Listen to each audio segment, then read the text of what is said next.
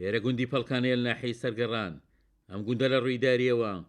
سەر بە ناحیەی سەرگەڕانی قەزای دووبزە یەکێکە لەو گوندانەی لە دوای پرۆسی ئازادی عێراقەوە دانیشتوانە ڕەسەنەکەی بۆ گەڕاوەتەوە لە ئێستادا بە پیلانی هەندێک لایەن هەوڵی دووبارە تعریبکردنەوەی پەڵکانە دەدرێت. دانیشتوانی گوندی پەڵکانە باس لە مەرامی پارێزگاری کەرکووک بە وەکالەت دەکەن کە بە پشتیوانی هێزە ئەمنیەکانی عێراق دەیەوێت جارێکی دیکە ئەم گوندە کوردنشینە تعریب بکاتەوە. سعد حربی ئەو جارە خۆی هاتووە و مۆڵەتی سێ ڕۆژی داوە خەڵکی سنوورەکەی کە دەبێت لەگەڵ ئەو عەرەبانە پێک بێن. پێکاتنیش بە نەزەری وان ئەوەیە کە ئێمە ئەو خانوانە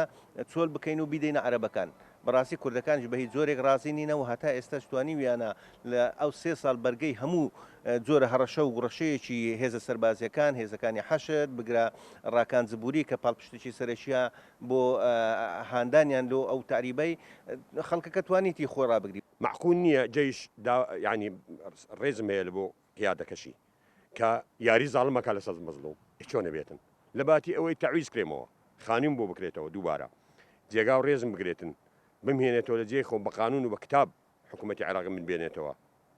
بە کتابەوە لاکن ئێستا ئەمن بە هەموو جوهدێکی خۆم دەمەوێت بەس لە جێ خۆم ڕاوەسم نایێتن. هەوڵی دووبارە تعریبکردنەوەی گوندە کوردنشینەکان پەرلەمانتەرانی کەرکووکی هێنایە سەر هێڵ پەرلەمانتەرانی کەرکووک بەڵێن دەدەن چارەسەر بۆ کێشەکە لە ڕێی یاسا و دەستورەوە بدۆزنەوە. هەمومان نەزانین ئەمە تعریبە و هەمووشمان نەزانین ئەمە پیلانە و دەستی ناوخۆیی تێدایە و بەداخشەوە هەندێک هاریکاری و هاوکاریش لە بەغداوە بۆ ئەم تعریبە هەیە و هەندێک لە دام و دەستگاکانی دەوڵەتیش کاراسانی بۆ کردوون. یەکەم ئێمە ڕەفزی هەموو تەدەخولاتێکی عەسکەریەکەین لەو منتیقەیە و ئومێدەوارین لایەنی عەسکەری تەدەخول لەم کێشەیە نەکا و نەبێتە تەڕەف. کۆمەڵێ تەوسیات نووسراوە ئەو تەوسیاتانە دراوەتە ڕیاسەی وزەرا دراوەتە حکوومەتی عێراق بڕیاری پێدەرچووە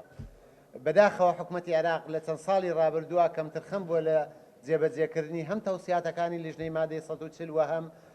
ئەو بڕیارانەی کە لەلایەن خۆیەوە دەرچووە جێبەجێی نەکردووە.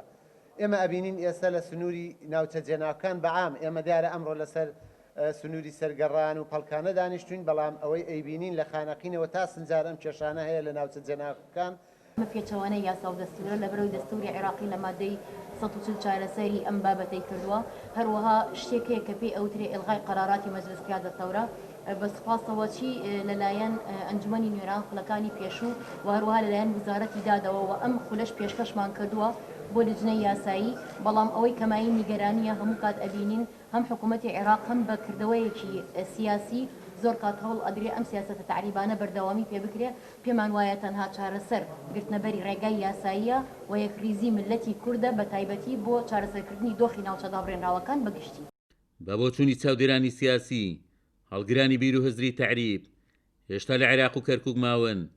کێشەکە لەوەدایە لایەنی سەربازی لە کەرکووک دەیانەوێ لەسەر حسابی کورد هاوردەکان بۆ گوندە کوردنشینەکان بگەڕێننەوە چارەسەری هەنووکەی بۆم کێشەی لە ئێستادا بەر لەوەی تەشەنە بکات پێویستی باوڵی زیاتری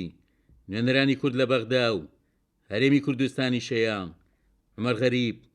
کورسات نیوز، گوندی پەڵکانە.